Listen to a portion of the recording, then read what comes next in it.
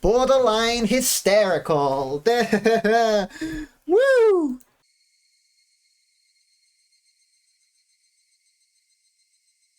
I don't even know what to say anymore.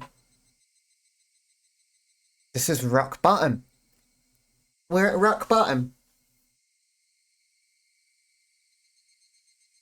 I mean, we're not, but you know, I can see rock bottom. Like, this is nearly it. I saw goslings today. They were nice. I've been waiting for them for a while because I know it's around this time that the goslings come out to play where I live. And there was a whole bunch of them. There was like 12 of them, maybe more. It was really, very, very pretty. I'm going to think about the nice goslings. Whenever things get a little dire here. Because quite frankly, I don't even know what we can do now. I suppose we could technically get away with not going to school for a day. Our parents are out of town.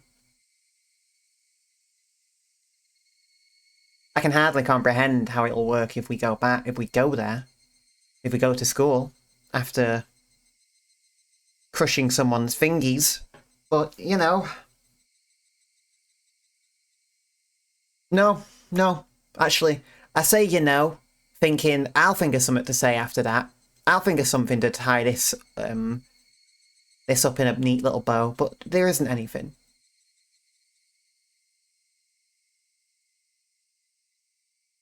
Let's go. You know, last night, I had a dream that Milky had suddenly grown to, like, adult size. Because at the moment he's still about 5, so he's still quite small. And it was like a mixture of, oh, you're growing so healthily and so quickly, this is great news. But also, oh shit, all your things are too small for you now. I'm going to have to, like, speed order a whole new enclosure and, like, figure out bathing again and... But I guess in a way, I'm excited to see this little guy grow up more. I mean, he's already a little bigger than when he was a baby. He's a Horsefield, so he'll never get, like, you know, bedside table sized. Probably get about, like, 12 inches long or something like that. Pretty, you know, pretty big, but manageable. I look forward to it. Gotta keep him bathed, though, especially in the heat. I'm putting it off now. I am putting it off. Let's continue. Here we go. This could be the last day. I mean, I've found all the tips. I guess I'd be lying if I said I didn't get any sleep. I tried to stay awake all night, but there were definitely gaps in my memory. I guess I kept nodding off and jerking awake in a panic all night. I spent all night hugging the metal bat and sat on top of the futon I used to barricade my door. Waiting. Waiting. Watching, just in case someone tried to break in through my window. If I left this spot, someone would break through the door, sending the futon flying, and attack me. But if I stopped watching the window, someone would break through the glass and attack me. I tried telling myself I was just being paranoid, but I couldn't sleep. The thought of being so vulnerable scared the living daylights out of me. If sleep meant taking that risk, I didn't need it. Hey, but now that you're sleep deprived, your guard is going to be down.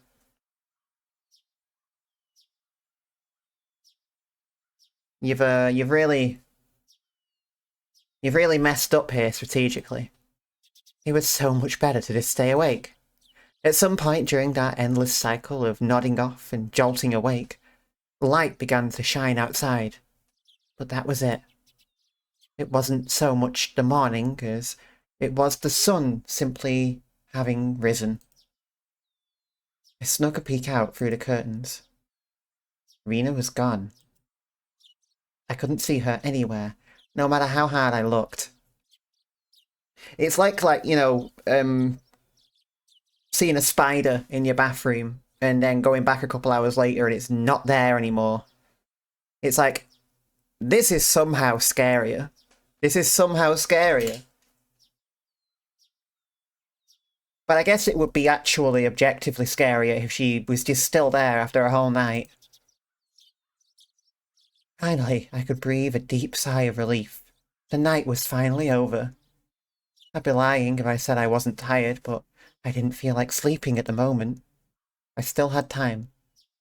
But I needed to make my own breakfast, so I'd better get started soon. Skipping school was also an option. With my mum gone, it'd be easy to play hooky. Honestly, I debated it. The risk involved in leaving my house was incalculable. Plus, staying holed up here was probably my safest option. But staying here wouldn't solve anything. Oishi-san wouldn't help me without cold, hard evidence. Neither he nor my parents.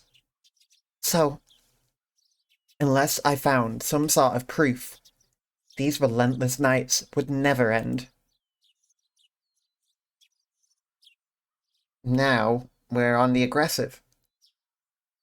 We're on the offensive now. We're actively engaging in finding evidence and getting this situation dealt with, which I think is more dangerous than anything in terms of how dangerous we are.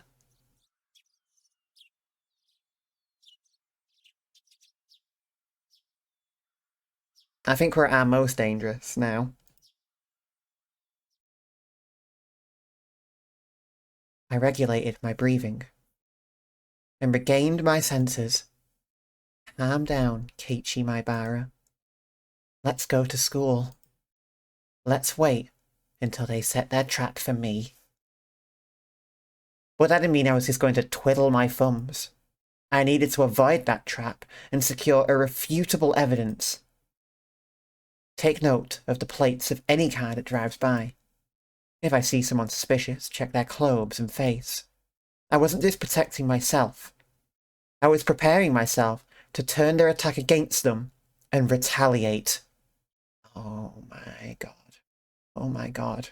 No. We're gonna fucking kill someone. We're gonna kill Rina. The tension was similar to when two samurai were both aiming to slay each other with a single motion as they drew their katanas. I was not at a disadvantage. I would have a chance to retaliate. I finally felt a bit of courage growing in my chest. All right. Let's go to school. I tightened my grip on Satoshi's back. He was the only partner I could count on. Satoshi, please lend me your strength. And entrust your dying regrets to me, since you were probably murdered. I'll make sure I dispel them. With renewed resolve, I checked the clock. It was still early. Of course, I was going to school by myself today. If I didn't want to run into Rina or Mion, I needed to leave now.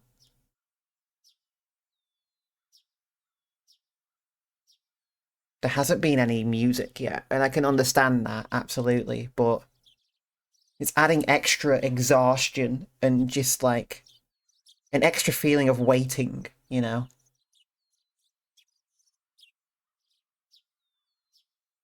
Like, all that's left is our resolve, and what we are about to do with that.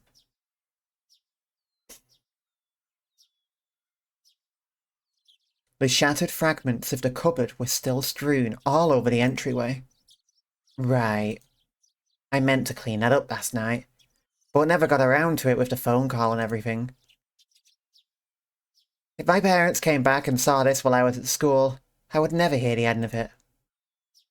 Still, I'd be wasting time if I cleaned it up right now.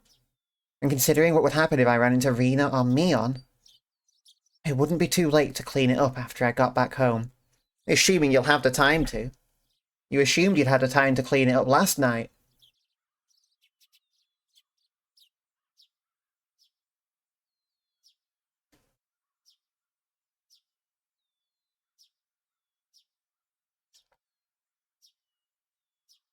Making extra certain that the doors were locked, I left the house.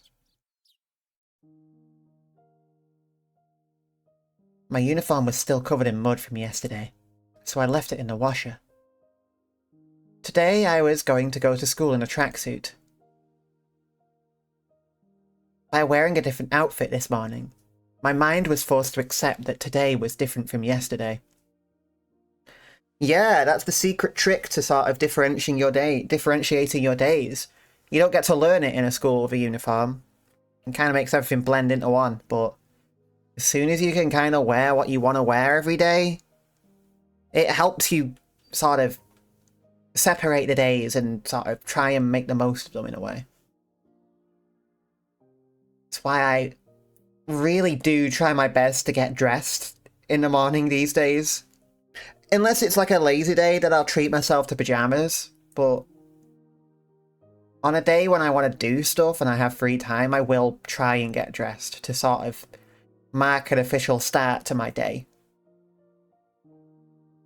You know, like, it helps. This is a good mindset to have, Keiichi. I had a hunch. Today might be the day I get killed. Keep your guard up, Keiichi Maibara. The only one who gets to decide if today is my last is me.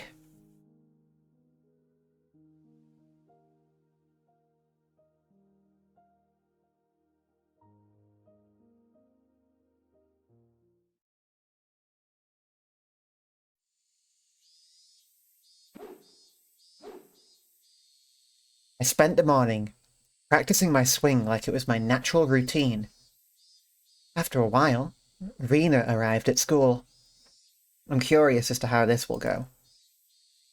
Our eyes met, but we said nothing. Rena said nothing about last night, as if it had never happened. But I could see that those events were real by the wounds carved into her fingers. This is gonna be really bad. Because, like, her friends are gonna notice. I don't know if she'll tell her friends or not. But they'll notice and they'll be like, what's wrong with your fingers?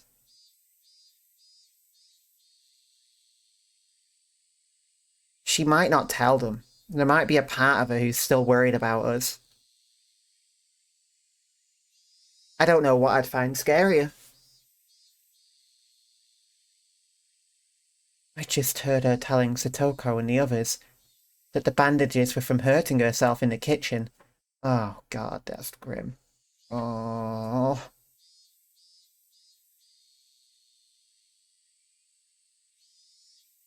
Though, it wasn't like it bothered me.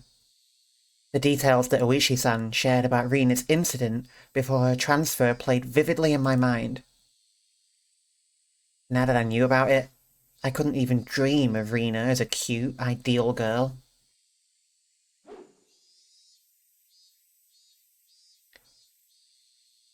Kei-chan, I see you're still aiming for the nationals. It was Mion. I had already sensed her approach, so I wasn't that surprised. Oh, Mion. If you understand, then leave me alone. Busy practicing. I gave her a curt reply without my usual jokes.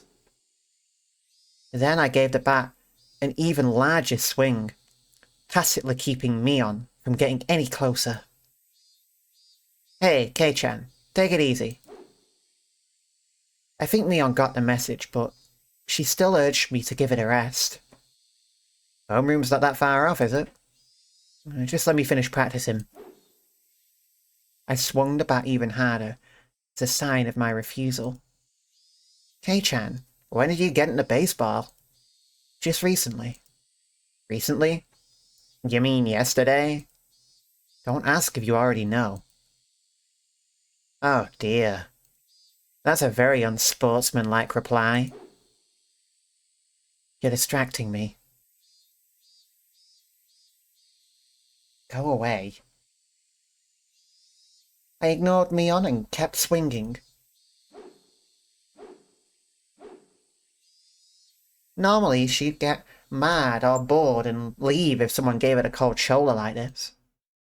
But Mion just stood there, waiting patiently for me to stop swinging. I didn't sense any hostility. But we were at school in plain view. I doubt she'd suddenly attack me here. Or was that too naive? Still, I was starting to get tired. Maybe it wouldn't be so bad to take a break and hear her out. You need me for something, right? What is it? Sweat poured from me as I stopped swinging. I noticed my shoulders were heaving as I breathed. Cursed my lack of exercise. At this rate, I might not be able to move as needed when the time came. I should probably keep practicing my swings to build stamina, in addition to the excuse for carrying the bat around with me. Well, it's nothing important. If you're tired, I can ask again later. Now is fine. I'm only dealing with you right now because I judged this situation to be safe. Talking to you alone and away from others? That's out of the question. Well, Mion was uncharacteristically trying to choose her words. But unlike Oishi-san, it didn't look like she was going to talk about something I'd rather not hear. Mion was puzzled, trying to find the right thing to say. But then, she gave a hearty laugh to break herself out of that mire. This old man's just no good at this stuff. Having a poor vocabulary hurts. What's this all of a sudden? If you have something to say, just say it. Stop it. Stop that swinging. She cut straight to the point. Her request was so frank I didn't understand it for a moment. I'd already stopped swinging to listen to her, hadn't I? I just stopped, didn't I? That's not what I meant. I want today to be the last day you swing that bat. I'm sorry. It took me some time to understand what she was asking for. What's wrong with swinging a bat? Why? It's none of your business, is it? I'm not bothering anyone, am I? You are. Mion said it flat out. This didn't make any sense, and that was really irritating. Yeah, you're kind of going around swinging the baseball bat that belonged to Satoko's missing... I'm sorry, transferred um, brother. So you wanna fucking stop that at once, I feel like she's gonna say. When did I bother anybody? Uh, um... Mion was at a loss for words. But she finally made up her mind and spoke. Though she stuttered as she said it. But because Kei-chan, that's someone else's bat. You shouldn't borrow it without permission. It was left behind by a student who transferred, right? I'm just borrowing it until he comes back for it. Oof. Hey, to be fair, get owned. Like, how do you explain your way out of that one, buckaroo? Work your way out of that! Huh? Ah, yeah, he transferred. Mion grew uncharacteristically flustered. That made it all too clear that his transfer was a lie. But strange, isn't it? For the older brother to transfer by himself, while his little sister stayed behind? Mion couldn't hide her reaction as my words shook her up. Kei-chan, you knew? Satoshi Hoju. Satoko's older brother, right? The one demoned away last year. Unable to respond to that, Mion fell silent. Rina asked the same thing. Why did you start swinging that bat? She told me Satoshi did the same thing. Practicing his swings, right before he went missing. So, is this some kind of omen for Oyashiro-sama's curse? Shush! Mion panicked and looked around. Please, Kei-chan, don't mention Oyashiro-sama so recklessly. I don't believe in him, but the others very much do. You don't believe in him?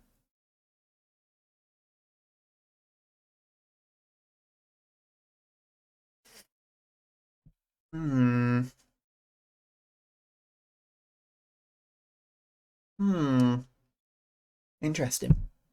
Very interesting. Rena especially. Dangerously so. Anyway, you're scaring everyone. If you're just fooling around, then stop it. You have to stop acting like Satoshi. I was the one who was scared. Who do I have to thank for taking up this bat in the first place?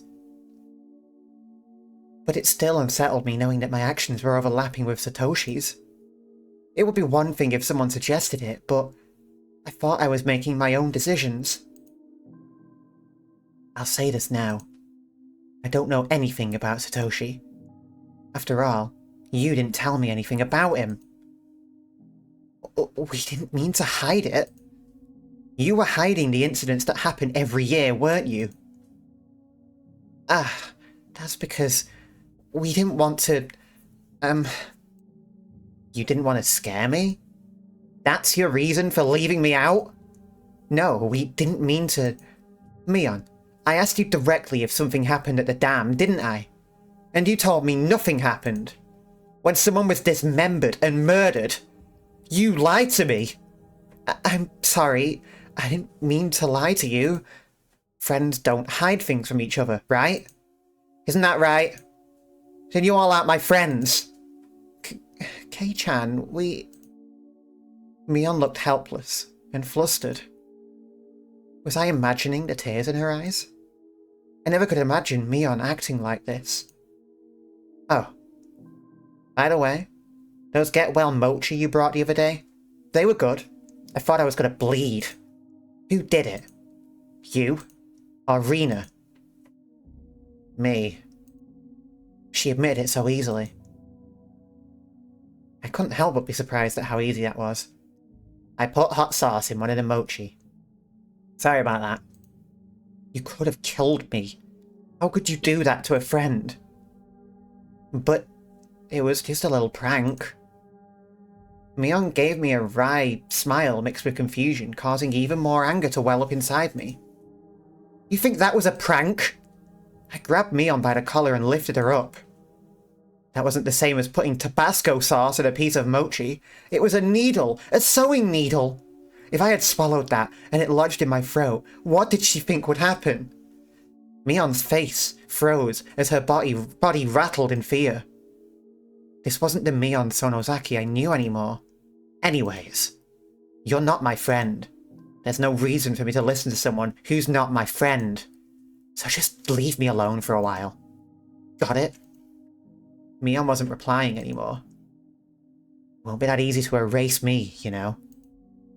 Ups have been onto you from the start. So don't think you can make me disappear like you did Satoshi. I said it clearly. This was my declaration of war. I think you guys are suspects in the previous incidents too. I also know you spent a lot of time with the cops ever since the anti-dam movement. Don't think you can hide it from me. Got that? That's interesting. You know how yesterday we were concerned because Rena knew more about us than she should have done? Supposedly. Now it's the other way around. Now we clearly know more about Mion and about Rena and about the situation and the group as a whole and the dynamic than we should know.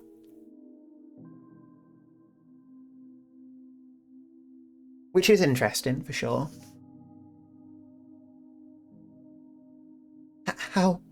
How did you know? Mion stood there with a dumbstruck look on her face. That was when I heard the principal ringing the bell for school. It was time for morning homeroom. Let's go. The class representative needs to be there, right? It's the other way. I bet our fucking eyes are dull. Just like theirs have been. I bet we look the fucking same right now. We're speaking in the same weird sort of way. At that moment, for the first time, I realised Mion was sobbing as tears ran down her cheeks. You're so mean, Kei-chan. Me? I wanted to console her, but I shut my mouth. I had no need to feel guilty. I'm going. Don't be late for homeroom. I left Mion, still shaking, as I turned around to head for the entrance.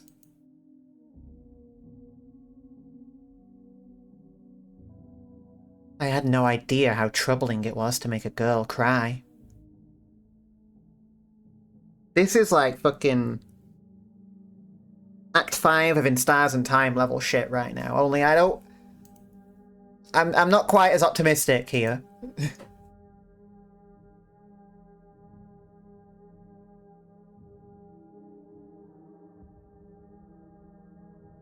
Behind my back, I could hear her muttering. It was a faint mutter as she was speaking to herself. So that's how it is. Huh? She wasn't saying it to anyone. It was Mion talking to herself. But it was a sobbing voice that had a kind of giddy, cursing tone. I inadvertently stopped and turned back towards her. Hey! So it was that bastard. He leaked it all to Kei-chan. That was fucking scary. She balled up her fists as her tears continued to rain down. She glared at a spot at the ground, with a terrifying yet smiling face, cursing. This is valid. A chill ran down my spine from that demonic expression. Hey, unlike the other times where I've had suspicions that it is actually demonic, I think this is just good old regular anger, I think. This transformation, Mion's transformation, was different from Rina's. I should have killed him back then. He forgot the mercy I showed him just because he was going to retire this year.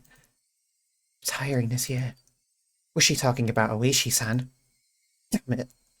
Damn it. I could have killed that damn old man. Ugh. It felt like the air itself had become distorting. With Mion at the centre, the world had begun to twist and spiral, bending, whirling. This was the first time I'd experienced such a visage.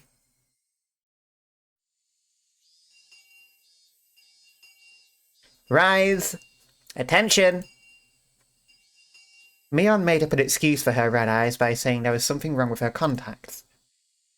After that, neither Rina nor Mion spoke to me for the rest of the day.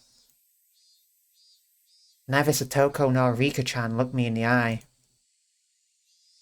Strangely, I didn't feel hurt. Everything had just went back to the way it was. The month since I had transferred in had almost been too much fun.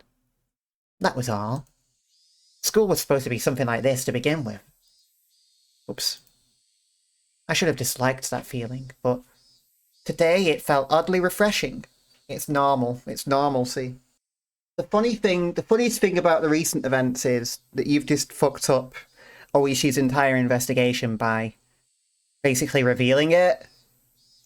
So much of his hard work just pissed away. And it's kind of his own fault for fucking contributing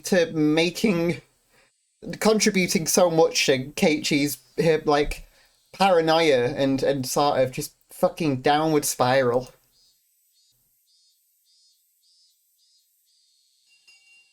Well, school's out. That was concerningly quick. The bell rung, sounding the end of the monotonous school day, which had felt so tense, yet so dull.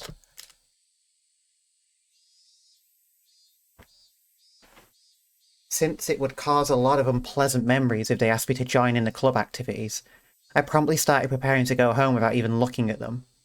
Hey, I'm happy to be proven wrong on this, but if you think you're still getting invited to those club activities, that's fucking bold of you. That's a bold assumption. I stuffed the contents of my desk into my bag, wrapped my hands around Satoshi's now familiar bat, and began heading towards the entrance. I was assailed by both the exhausting relief that nothing had happened today and the tiring possibility, same thing repeating tomorrow. Yeah, what you want is an end to it for better or worse. It's the uncertainty, it's the preamble. You're stuck with the nausea when what you want is the fucking, like, blissful high of finally puking your guts out. I hate puking. I can't stand it. I get anxious whenever I feel sick, but I haven't puked in over a decade. Sometimes just out of sheer refusal, but I do vaguely remember that actually getting to that point, there's a weird sort of high. There's like a, oh, thank God, I'm being cleansed sort of feeling. We need the cleansing to happen soon. Or we don't. I don't know what we need. There's nothing good can come now. But deep down inside me, far beneath, in the recesses of my heart, achingly, I knew. This would be the last day of this cycle. I couldn't tell how the ending would be. Whether it would end as I wished it to end, or if it would end as I hoped it wouldn't. Regardless, in my current state, there was something more important than how things would end. There was something I wanted to know. Why did I have to be killed? How did it come to this? Why? For what purpose? The sunlight was relentless. The sun, the heat, even the air. They wouldn't give me my answers. What could it be? That the cries of the Higurashi were desperately trying to tell me something? Somewhere, mixed in with their shrieks, Tomitake-san and Satoshi were also probably trying to tell me something. I simply haven't been able to realise it yet. When I do realise it, I wonder if I will be amongst the Higurashi, fruitlessly crying to the next victim. Glancing down at my feet, I saw a Higurashi on its back, spasming wildly. I'm going to do something I should have done a long time ago. This is, like, my favourite, like, pronunciation videos are ones that are older than generative AI. Wee. There was still much of the summer left, yet this one was already chirping its last song. I couldn't tell what it was saying, no matter how hard I listened. But I had to try. I had to try to listen to what it was desperately trying to tell me. Oh God, you try to speak to bugs, Keiichi. It's over for us. This is it. This is it.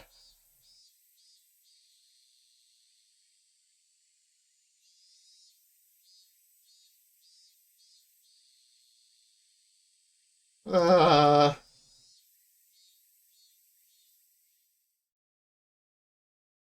At that moment, the shrills of the Higurashi ceased all at once.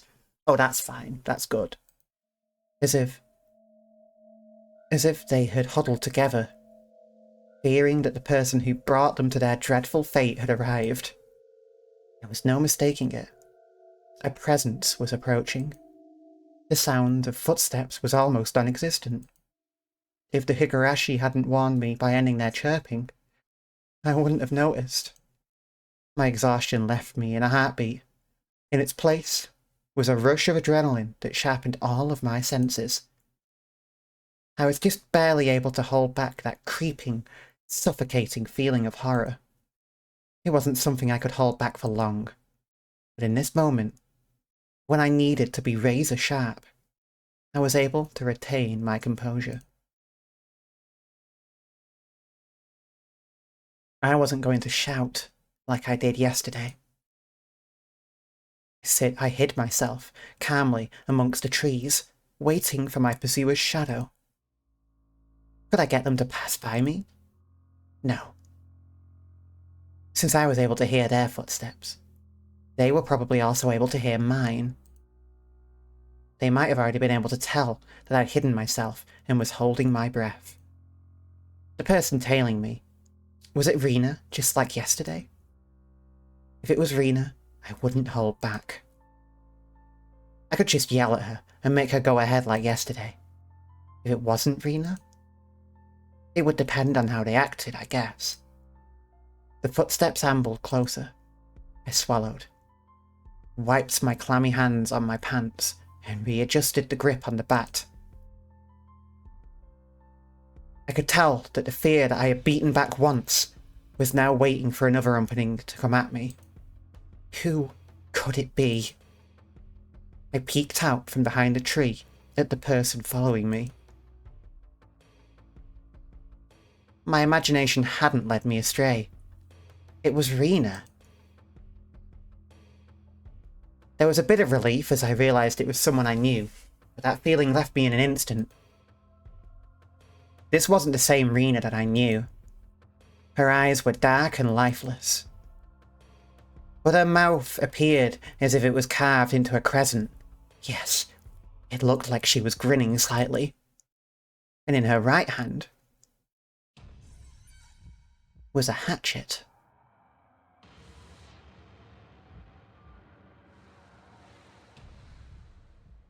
Oh no. Now, let's not be hasty now, Keiichi. She might simply be going to get some treasure from the scrapyard. Possibly. Maybe. Please? Please? I hid myself behind a tree once again, and recalled the unbelievable sight I just saw. What was that just now? The embodiment of terror, laid bare. Baseball, practicing my swing. There were tons of excuses for me to be carrying a bat. But for that hatchet? There was no excuse for that. Hey, we've literally been over excuses. We used one, like, a couple of weeks ago. Colonel Sanders? Remember that gay old time? A hatchet. Just like that. Keiichi-kun, are you playing hide and seek, I wonder? I wonder? My heart was pounding. Hard enough that I had trouble breathing. What little composure I had been able to hold on to was now crushed.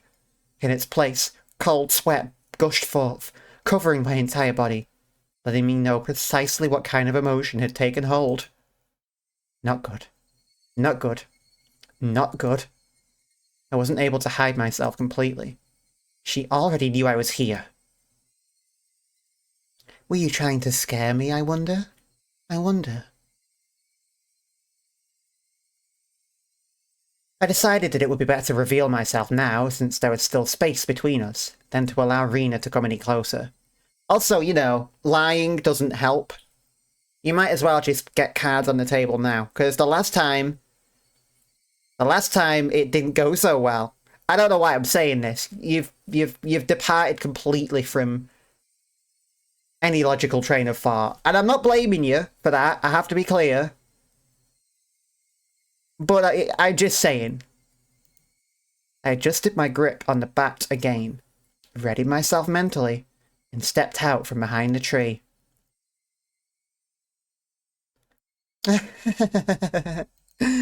I found you, Keiichi-kun. Rena was pleased that she found me, eliciting a mysterious giggle. Her mouth was smiling, but her eyes told me she was displeased by the fact that I had been hiding. Those eyes, they were just so empty. My legs began to quiver. Ugh, not good. In the pit of my stomach, some sort of viscous, hot and cold substance began spreading around. If I allowed it, that substance would slip into my bloodstream and undoubtedly freeze all the organs in my body. Not good. Not good. Hey, you might have to act quickly. I'll be devoured by Rena at this rate. Strike back. Don't lose. Okay, no, wait, I was joking. What is it? I blustered, hiding behind my bravado. But Rena didn't flinch one bit. Just the same as Keiichi-kun. I'm heading home. Then what about that hatchet? Then what about that bat you're holding? I'm practicing my swing. Then I'm treasure hunting. Rena gave a flippant explanation as to why she had such a fearsome weapon. Treasure hunting? At the treasure mountain near the dam site, I found a new cute thing. So I needed this to dig it out. How could I believe that? You wouldn't believe it, would you?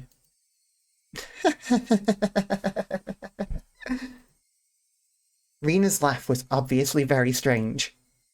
I'd seen Rena's transformation many times before, but the one today was completely different. Like a mischievous tone and a shrewd glint in her eyes. It wasn't something that roundabout. I'm not sure what to say. It was just so obvious. Wait, Keiichi-kun. Rena didn't stop walking, even as she let out that eerie laugh. Whenever Rena got too close to me, I would scurry away and turn back towards her. This cycle repeated over and over. This is funny to imagine. He's just slowly walking up to us, like a NPC follower in a game, just like trotting on over no matter how fast we run. But she's got a fucking hatchet.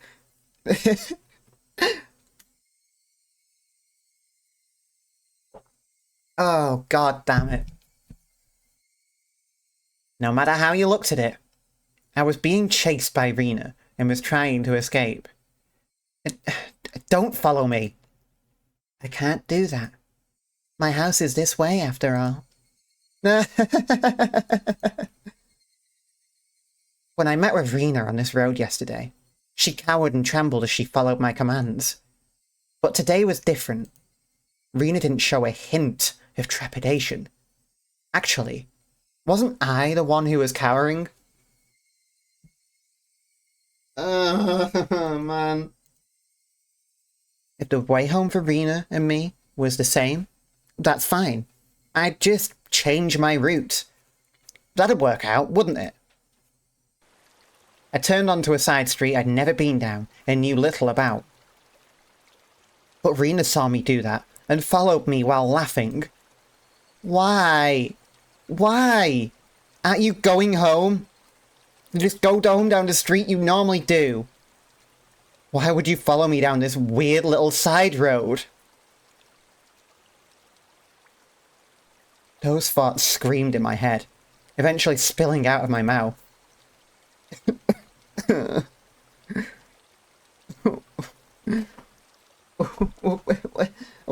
Why are you following me? The tone of my voice was already tinged with terror.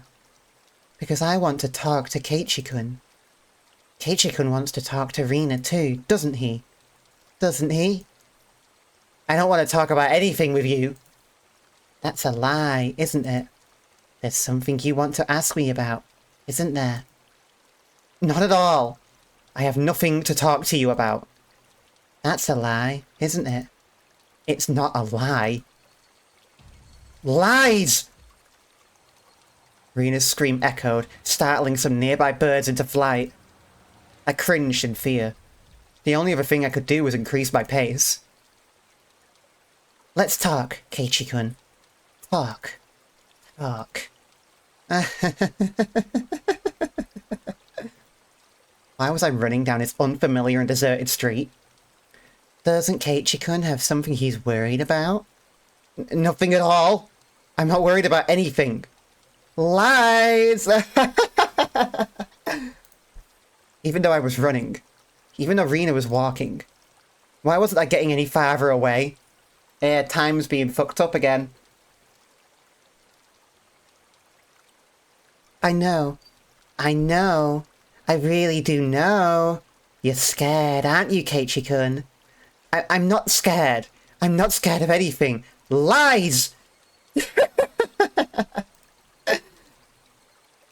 My breathing grew heavy, and it felt like my legs were giving out from beneath me. Rena wasn't even breaking a sweat. I'll listen. This time, I'll listen.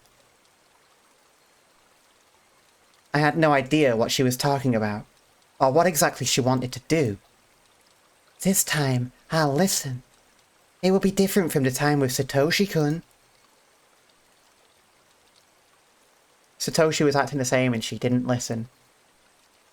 When she said Satoshi's name, I turned back for a moment. But even as I did that, Rina was still advancing. I couldn't afford to stop. Satoshi-kun was worried too. It looked like he was having such a hard time. But I didn't listen. I was so sad. Where did this street connect to? All these twists and turns, ups and downs. It was hard to believe that this was even remotely in the direction towards my house. My sense of direction had long since gone out the window. I really regretted it when Satoshi-kun transferred out. I thought that if I had listened, he may not have transferred out. I really regretted that. The road led me deeper into the forest. Wasn't I getting farther away from the village the more I ran? I lost more and more of my composure the more I thought about it. But despite this realization, my inner self was still disturbingly calm. So you see, I vowed that if there was someone struggling like Satoshi-kun did, I'd save them. I didn't want to see anyone transfer out again.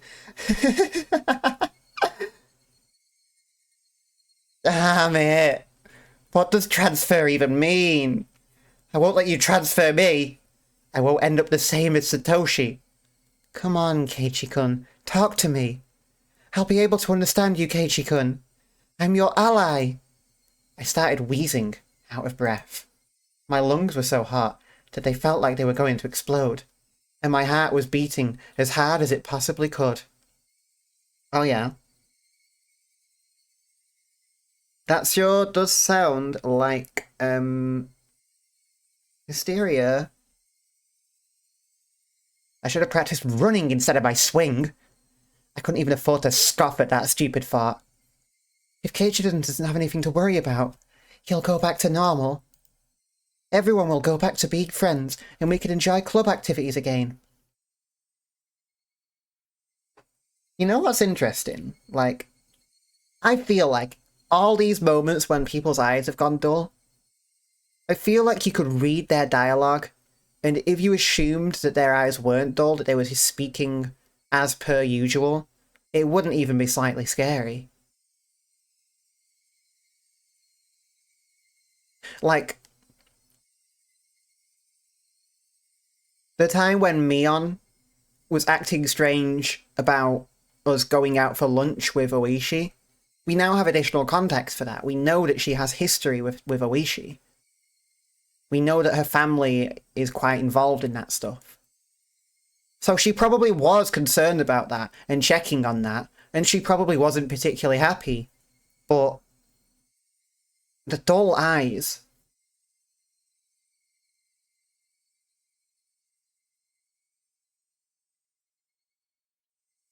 They've just all been talking normally this whole time, haven't they? Like, this dialogue that Rina's been saying, apart from maybe the laughs, I can't explain the laughs, necessarily, but like, apart from the laughs, this is just Rina really concerned.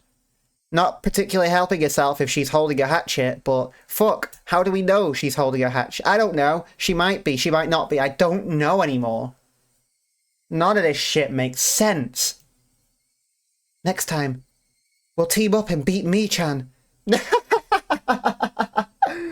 Oh no. Oh wait, you mean in the club activities? Okay. Yeah, how much fun that would be. Rina couldn't even imagine how much I'd wished I could turn back the clock on these past few days. You could be nice to me again too. I want to go searching for treasure again. This time I'll prepare a nice lunch. Actually, we could just go right now. Let's go up to the dam site together. I'll show you the cute thing I just found. I'm sure you'll like it too. My footsteps made pathetic flapping sounds as my legs wobbled and faltered. Hot on my heels, Rina's steps were sharply breaking twigs on the foot. I had to accept it. I was on the run, being chased by Rina. If she caught me, It was all over. I realised it instinctively. I couldn't even begin to think of what the end would entail. Just that if I was caught, it was all over. That's all I knew. It didn't matter how it was going to end. I wouldn't let it end. Not without knowing anything. Not yet. That momentary lapse was all it took. Of all the things that could have happened, my knees buckled underneath me, and I crumbled towards the ground. I tried to stand frantically, urging my legs to respond. I used my bat as a makeshift cane to prop myself up, but Rena was already standing right in front of me.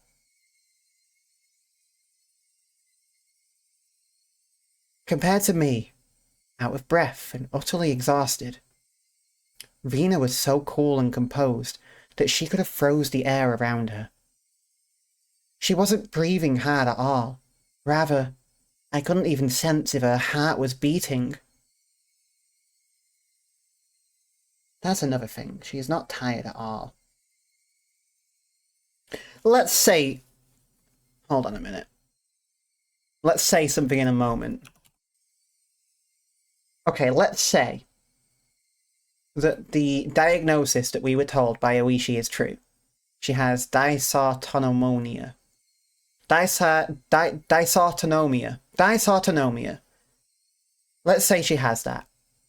Now, symptoms do vary amongst different people with this condition, but they include things like dizziness, exercise intolerance, low blood pressure, tachycardia, excessive normal heart rate. Someone may not have those symptoms and still have a diagnosis of this, as far as I can tell, because there are other symptoms, but I want it to be noted right now that the condition that we have been told, it's just not lining up.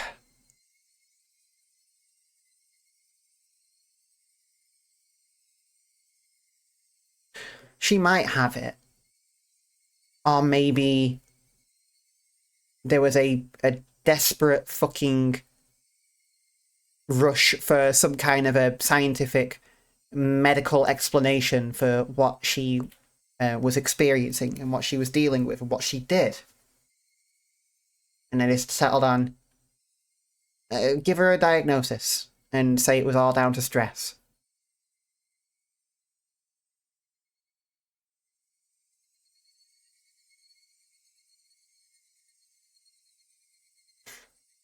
This is all purely hypothetical. The point is, the diagnosis, it's been rubbing me an odd way this whole time. Like, it's been... I can't tell if this is just like, oh, this game came out like 20 years ago. Maybe they just, you know, weren't quite on it. But this diagnosis doesn't explain a lot of these things.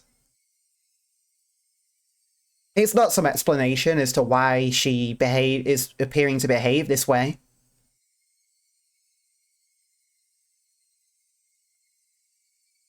It's just... It's... I'm not saying I don't think she has it.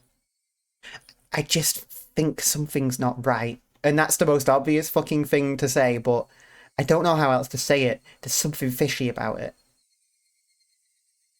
We don't know nearly enough about her. Anyway, she's staring at us. We can barely tell her heart's beating. Are you afraid of something, I wonder? It's not like you to tremble, Keiichi-kun.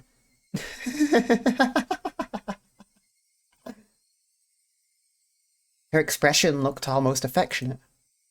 Those soulless eyes. That mask of affection. As she admonished me for trembling, Rena's hands deftly slipped over her head.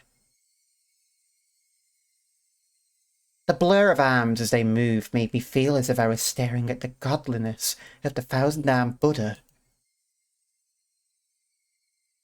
Then, as both of her hands met above her head, the hatchet that she held came into focus. Well, I think it's about time for the ultimate test of, are we hallucinating or is this real? Because she's got a fucking hatchet. It looks like she's about to swing it down on us. I stared up at it in disbelief. It was all I could do. Tell me, what happened to Satoshi? Rena stayed like that, with that hatchet raised above her head, and solemnly opened her mouth. It was as if she was expressing a farewell to a friend she was never to see again.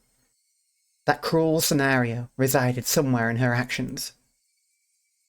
I told you, Satoshi-kun transferred out. Enough of that transfer crap. It means demoned away, doesn't it? Doesn't it? You can tell me now, can't you? Who made Satoshi disappear? Was it you? Mion? Or someone in the village? Answer me! I became frantic the more I screamed, but Rena did nothing but maintain the smile frozen on her face. I have no idea what Keiichi-kun is talking about. And I'll say it in a way so you do. Who is the perpetrator of this chain of mysterious deaths? You seem to be confused, Keiichi-kun. What? There is no human perpetrator. Everything is by Oyashiro-sama's will. Isn't Oyashiro-sama's curse his superstition? You believe in that too? It's not about believing or not. Oyashiro-sama exists. Period. It's like believing in oxygen to her, or like, I don't know, believing in the rising sun.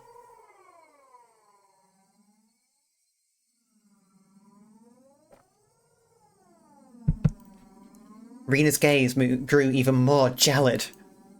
The ferocity of her stare was so intense, not allowing me to question anything. There's just no way that something like Oyashiro-sama could exist. You don't believe in Oyashiro-sama? There's no way I could believe it. There's no way it could exist. It exists. Oyashiro-sama exists. Keiichi-kun should have felt it personally. I never felt something like that. Keiichi-kun, haven't you felt someone apologizing to you before? Constantly, on top of that. Right at the very fucking beginning, someone was apologizing a lot. I wonder what that person's name was. But, hey, this did remind me of a little bet I made at the start of the game, which is, how long is your philosophy of any apology can be accepted? How's that going? Haven't you felt someone apologizing to you before? Constantly on top of that. All noise from the outside world disappeared. Only Rena's voice resounded, loudly and terribly. You see, until you forgive them, they'll always be with you. At school, at home, at your bedside. I couldn't understand what Rena was saying. It came to me, too. Oyashiro-sama did. That's why I transferred and came back to Hinamizawa. I don't understand. I don't understand. What does transfer even mean? What was Rena saying? Hasn't Oyashiro-sama come to you as well, Keiichi-kun? Oyashiro came to her, and she transferred back.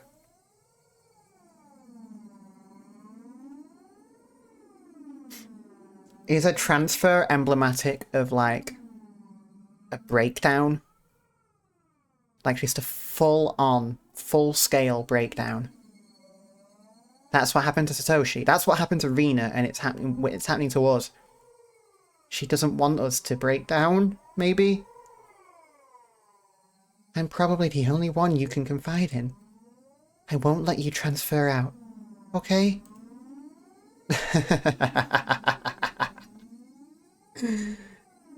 Rena's demented laughter clanged around inside my head. Was Rena saying how Yashiro-sama came to her as well? That's right. Last night I had heard about that when I asked about Rena.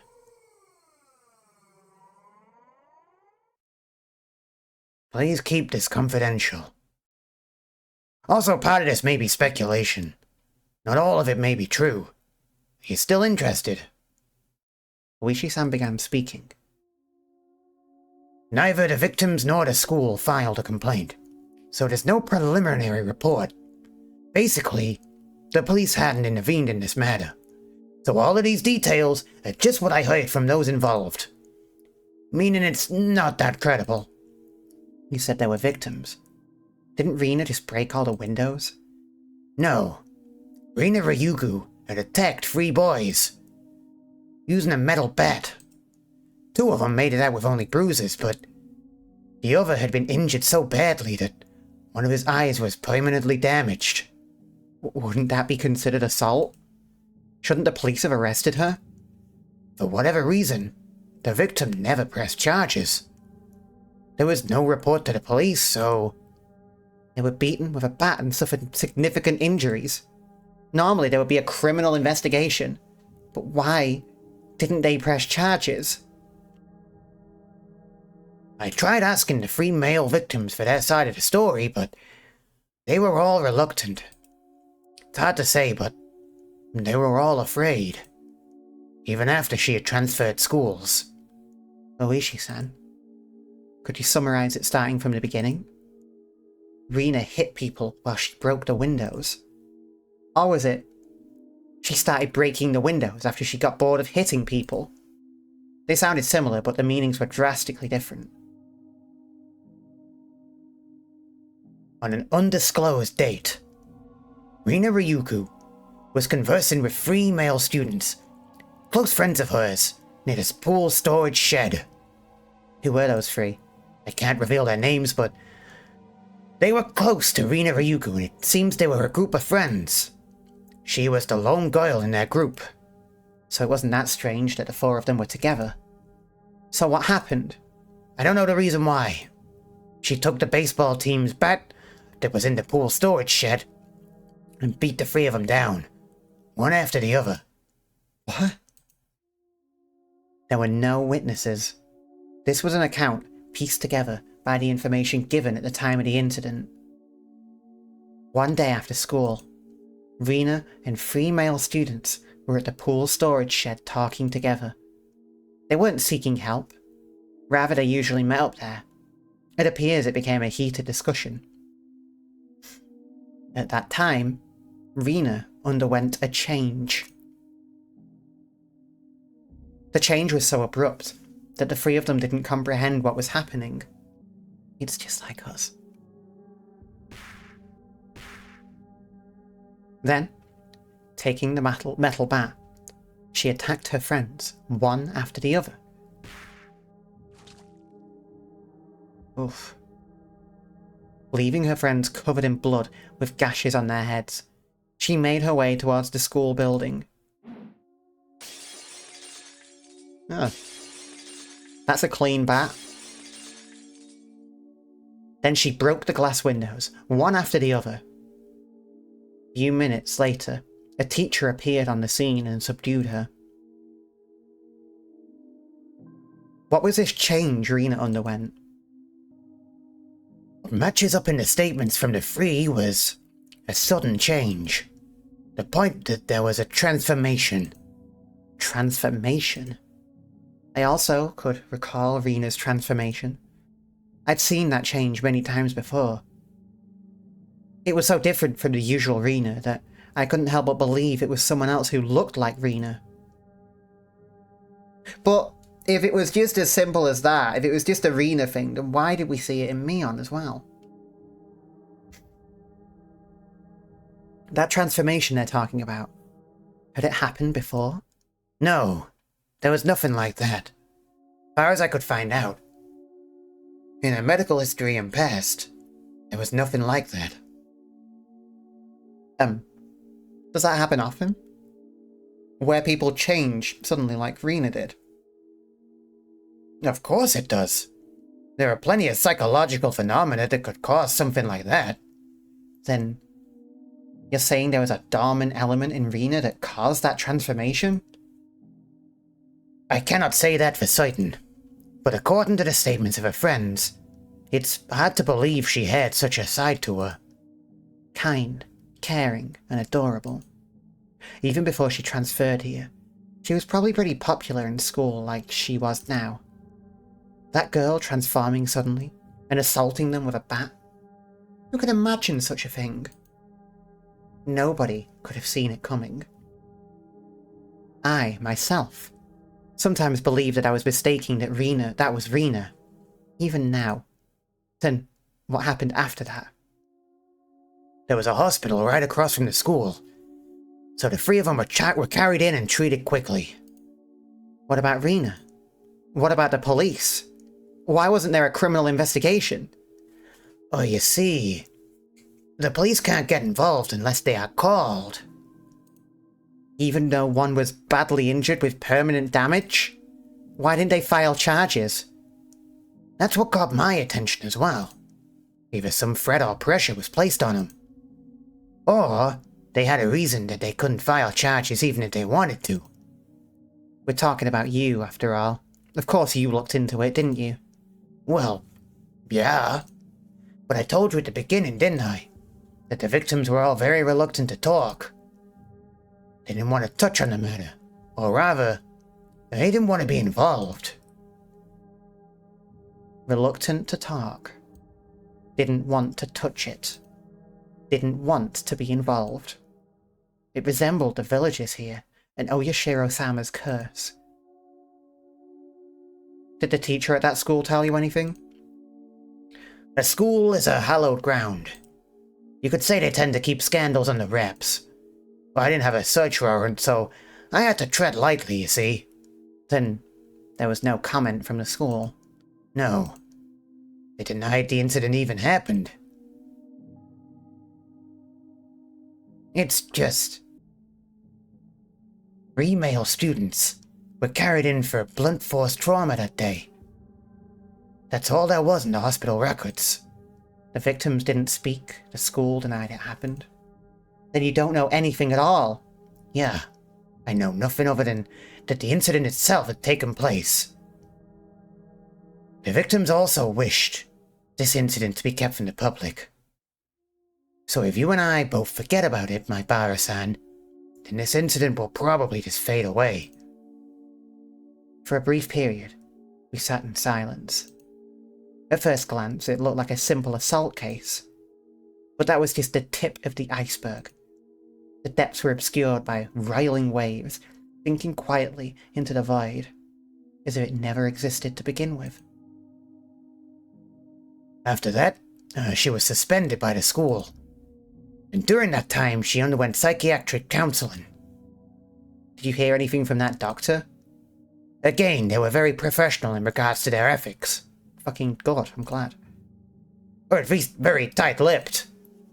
Nothing, even after you showed them your badge. I was told to get a warrant. The badge itself has no legally binding authority after all. Then how did you know that Rena confessed that it was Oyashiro-sama who did it? There was a nurse I asked in that department. She agreed to help me just from showing her my badge. Hey, imagine if it was that one woman. Imagine if it was that one woman, that'd be fucking funny. Then, what did she say? Turns out the nurse hadn't heard everything. Apparently all that she remembered was what she overheard from inside the room. Well, the nurse said that at the time, Rina Ryugu was very calm and mild-mannered. It was more like she was confessing her sins at a church than a counselling session. She spoke with her mother there for some of it.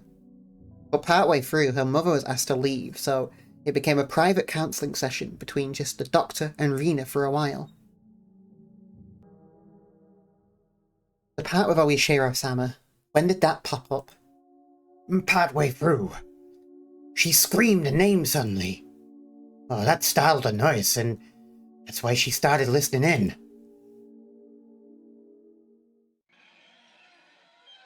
It was Oyashiro-sama! Rina suddenly shouted that. I had no idea what was said before that, so I had no idea what the meaning behind it could have been. The doctor, calmly and collectedly, asked Rina to have a seat. What is this Oyashiro-sama you speak of? Gently, ever so gently. A fundamental part of counselling is to be a good, patient listener. Whoever abandons Hinamizawa will be hunted down by Oyashiro-sama. And it's finally gotten to me. That's the town you lived in before you moved here. Isn't that right, Ryugu-san? I didn't want to move, but because of my mum and dad's circumstances, we had to. But Oyashiro-sama wouldn't allow it. Ryugu-san must have lots of friends in Hinamizawa. Even now you must be missing them dearly, don't you think? I want to go back. Back to Hinamizawa? No, it's not that I want to go back. I have to go back. I should have gone back much sooner. But now it's too late. Oyashiro-sama has come. Oyashiro-sama is the name of the god in Hinamizawa, isn't that right? Everyone knows. It's Hinamizawa's guardian deity. And if you ever try abandoning Hinamizawa by leaving, you'll incur its wrath. You had moved quite a while ago, didn't you? Then it was just now that this god has arrived, is what you're saying. You might not believe me, but Oyashiro-sama exists. That nurse was then asked by another nurse to do something and left the room. That was all she remembered. She doesn't want people to leave town. Because then they'll be cursed. Oh shit. That it was Oyashiro-sama's doing, right? I do believe that is kind of... I do believe there is kind of... that kind of... Oh my god, this is terribly... this is a real bamboozler of a sentence. I do believe there is that kind of superstition in Hinamizawa. That if you leave the village, then you incur Oyashiro-sama's wrath. Oh my god, it's just like Scarlet Hollow. You should be familiar with this part, my Bara-san. I knew very well what those scorned by the village incurred. To hinder the damn construction project, they cursed the construction foreman to his death. Then the following year, Satoko's parents, supporters and leading advocates for the dam were cursed to their death. But this was the first time I've heard of the curse incurred by leaving the village. This is my first time hearing that. I could understand outside threats being cursed by the village, but why also villagers who leave?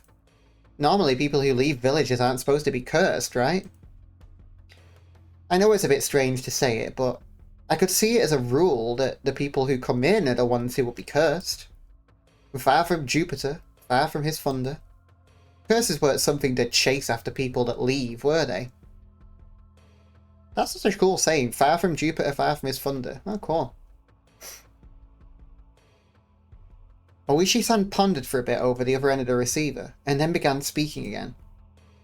Well, I told you of long ago when Hinamizawa was called Onigafuchi, didn't I?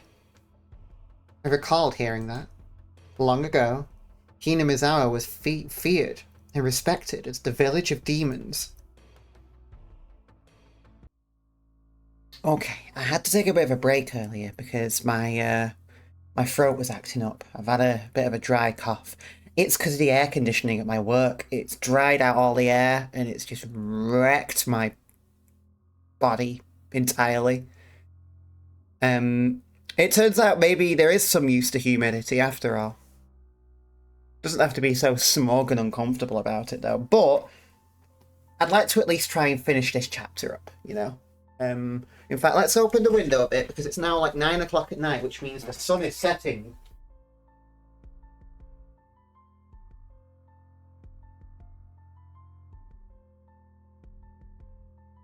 Actually, no. The park behind my house is full of people, and that's too scary. That's scarier than this game. Let me quickly recap. Oh, we have no log. Okay. We were talking about the history of the place and how it. Yes, of course. Rena's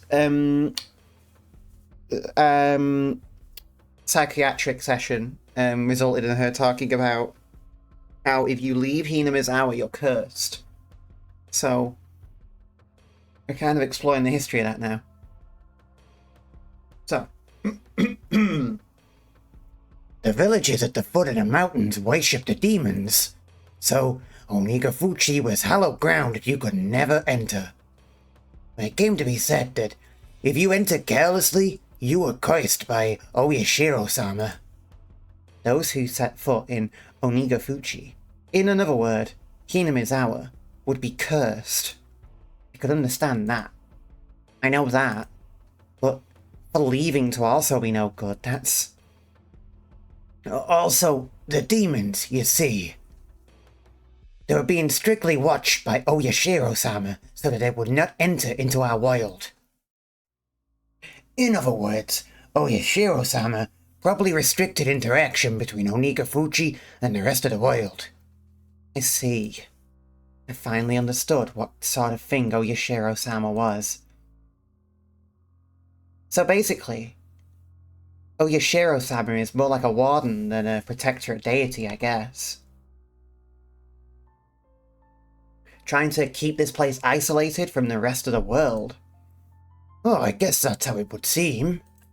Oh, I'm sorry, I don't know very much myself. This is mostly what was passed on to me from my mother. I could understand it a bit better if it was like that. Those who came to Hinamizawa would be cursed, and those who tried to leave would also be cursed. So, because Rina originally lived in Hinamizawa and moved away, she fulfilled the requirements of being cursed. So that means, because Rina moved away against its wishes, she was cursed by Oyashiro-sama. Is that what it adds up to?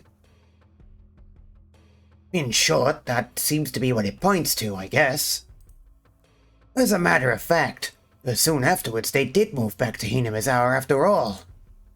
Those who abandoned Hinamizawa and left were cursed. But then, why only Rina? Shouldn't Rina's parents have also been guilty of the same transgression by moving away and have been cursed? Also, in this day and age in Japan, shouldn't there be a lot of people coming and going? I mean, God, there was people who came to the festival, wasn't there? They bus people in from out of town. If every single one of them was cursed, then it'd be insane. But in reality, it wasn't that big of a deal at all. Although I suppose, no, that's different in the sense that, well, I mean, we know that there used to be a curse for people entering. Whether that's still the case or not, who knows, but the curse is for people who belonged there leaving. At most, there would be one person dying and one disappearing on the day of the Watanagashi. I don't like saying at most, though. Well, anyways, there's a lot I still don't know. Even if it was Oyashiro-sama's curse, it doesn't explain Rina beating her classmates with a metal bat, or why the victims wouldn't press charges. I feel like Mion's family might have quietened people down. Oh, you don't think the victims were cowering because they believed that a terrible curse had befallen them, do you? Of course I didn't want to believe it. But more importantly, I had just realised something else. There was another bizarre connection that Rina made between Oyashiro-sama's curse and metal bats. Satoshi fell victim to Oyashiro-sama's curse and went missing. I had recently learned that Satoshi had also become infatuated with the metal bat right before he disappeared, just like me. Then Rina as well. She was affected by Oyashiro-sama's curse. She confessed that much to the doctor.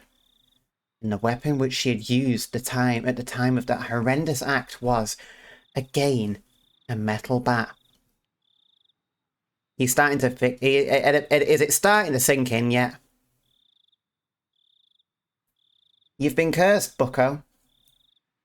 And finally, me. I'd encountered various things that were inexplicable, and now I was holding onto a metal bat. I was shocked when I learned that Satoshi did the same thing. It couldn't be. Did the same thing happen to Rina? But there was one critical difference between her and Satoshi's case. That being, Satoshi went missing after falling victim to the curse, but Rina was still here. Both of them had fallen victim to Oyashiro-sama's curse, yet they were met with different endings. And finally, me. I couldn't call it a coincidence anymore. Rina, Satoshi, and finally, me. Could it be that I really was under Oyashiro-sama's curse right now? No, more importantly than that, what should I do now? Satoshi had been demoned away, vanishing without a trace. Rina was fine. Fine? Rina had undergone a change. I could only believe that there was something that wasn't Rina residing within her. And here, right now, it was standing before me.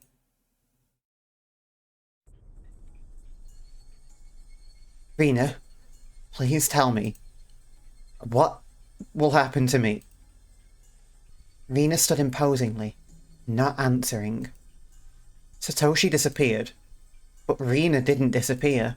So what will happen to me?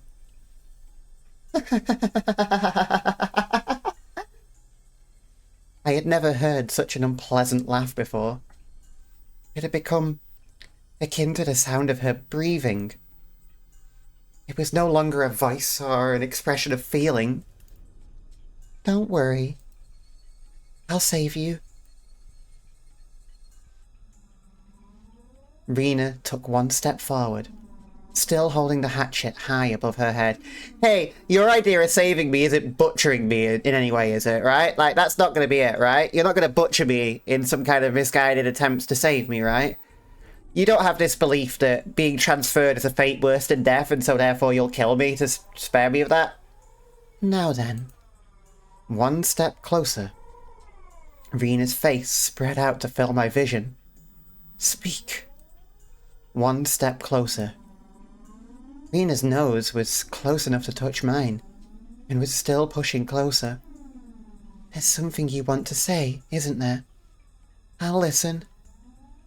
I'll save you, okay? Speak, okay? Speak, okay?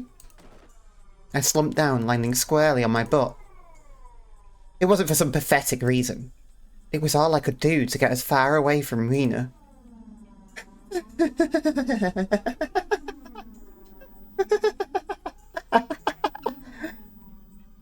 had the gut feeling that I couldn't let her laughter end. Because when that laughing ended, the moment I picked up on that feeling, my body moved by instinct. I sprang to my feet, so fast that even I couldn't believe it, and pushed Rina away with both hands. Rina was as light as a feather.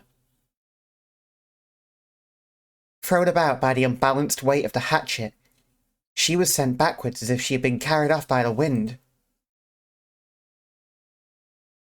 After confirming that out of the corner of my eye, I dashed off at full speed. I was the perfect picture of fleeing like a greased pig. Get away from Rina. Run away. Survive! I couldn't think of anything other than this. While I was running, I remembered I'd been holding onto a bat the entire time. Such a worthless weapon. I couldn't believe I'd forgotten about this weapon at such an important time. I sped even farther down the winding path. I didn't even feel myself gasping for breath, or my legs getting heavy. This path looks familiar. We've been here before. My body understood it as well. If I didn't run away from here, I wouldn't live. I could hear the laughter of that simulacrum of Rena coming from behind me. It rang through the trees and in my head, and slowly chiselled away at my sanity. The grove of the trees thinned out, my field of vision suddenly expanding. Where was this? For a moment I was bewildered by the scenery I felt I knew, but couldn't quite remember. Quickly realised it was the dam site. The fact that I dashed madly and ended up in a place like this gave me a bad feeling, like I was following someone's scripted plot. I had a good view of my surroundings, but I didn't see a single soul here. This was a terrible spot for someone on the run, but there was no better place for an attacker. My heart was already on the verge of bursting.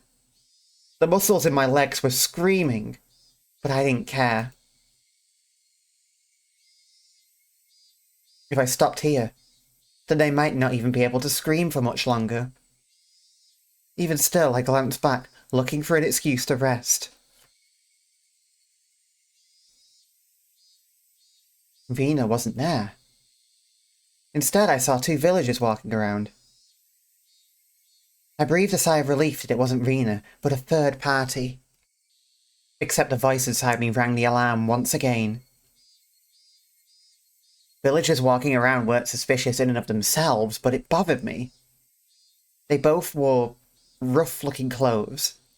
Empty-handed, they definitely gave the impression they were just out for a walk. But at this time of day, two adults wandering around without a purpose, it was enough to raise questions.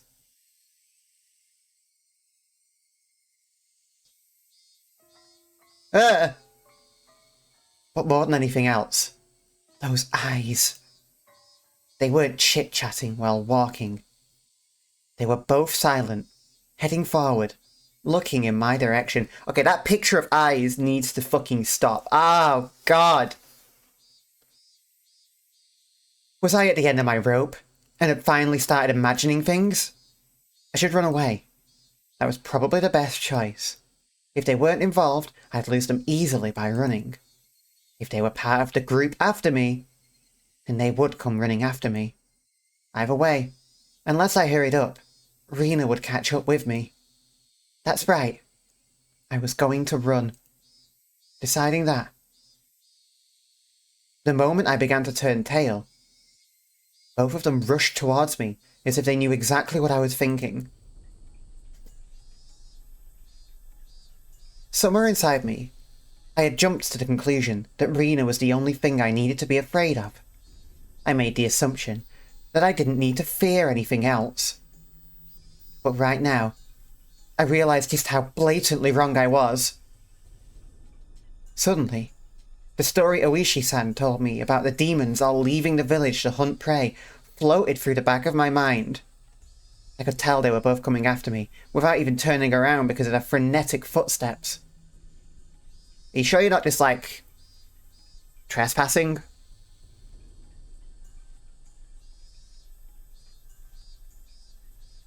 You could just be trespassing.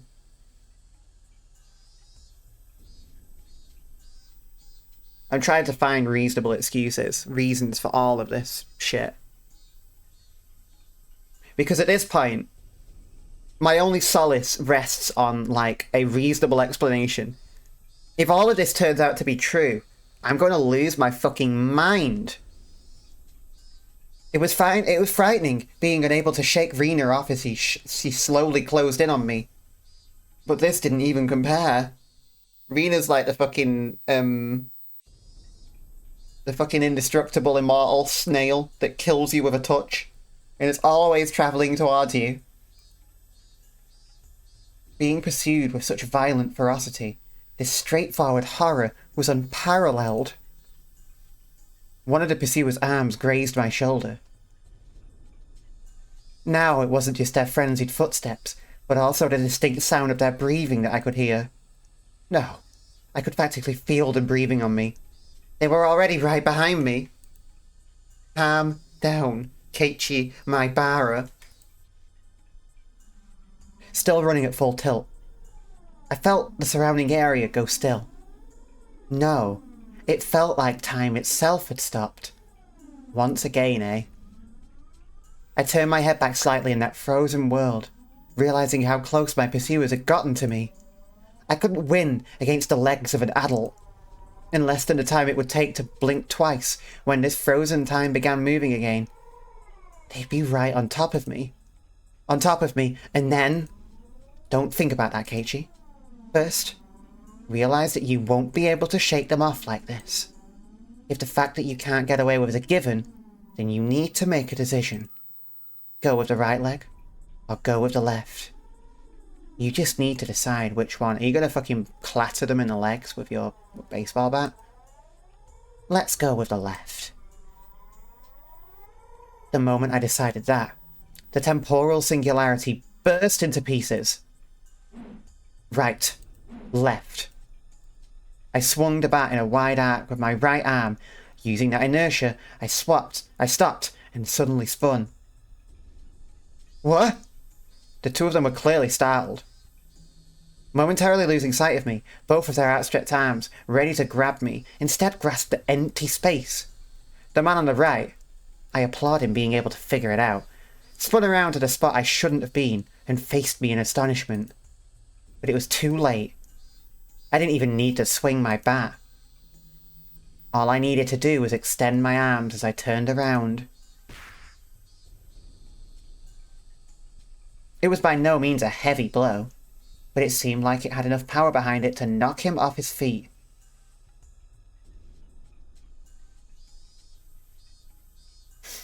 Congratulations, you're cursed. Now you are recreating what Rina went through fully.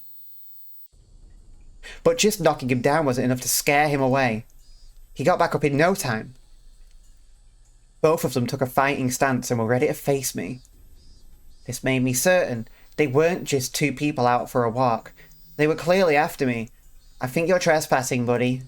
It felt much easier than dealing with Rina. Just by not recognizing their faces, by not knowing them, it made things easier. I smiled wryly on the inside. What do you want with me? Next one is going to be right in the face, you bastard! It's fine if it was just a bluff. By barking out at them, I was able to fire myself up. They didn't respond. They spread out to either side of me, with an unbelievably calm expressions on their faces. One of them would grab onto my bat and the other would hold me down. Was that their plan? Taking on both of them at once would be impossible. Hot sweat poured from every pore in my body. Then I'd just have to settle it with the first move. I'd step in and strike the first one down. Narrowing my target down to the man on the right who had already been knocked down before, I stepped in and swung with all my might. There was no way for an unarmed person to guard against it. It would cause immense damage. If they blocked it with their arm, their bone would snap like a twig. If they turned their back to it, then it was possible that the blow would travel all the way to their vital organs. It looked like he was aware of this.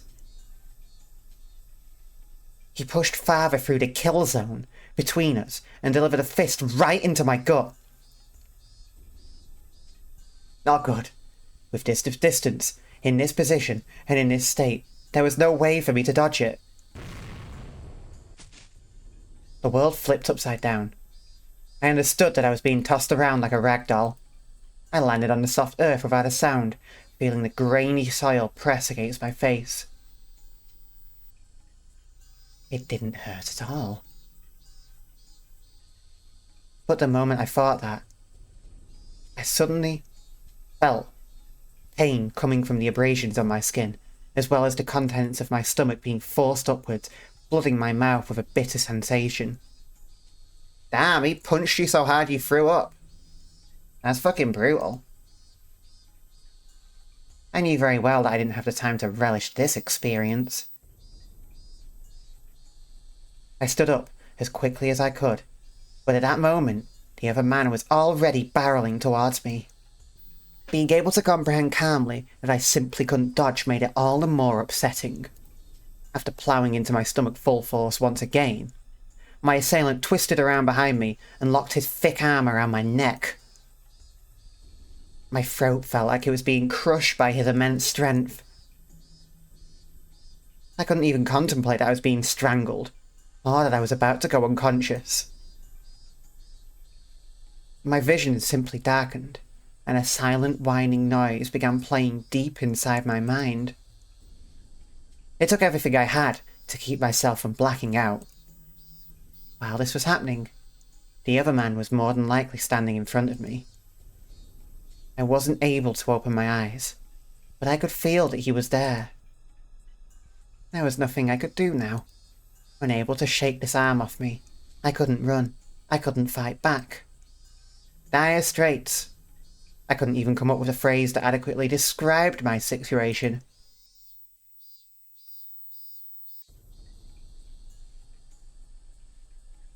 Well, shit. We've been choked out.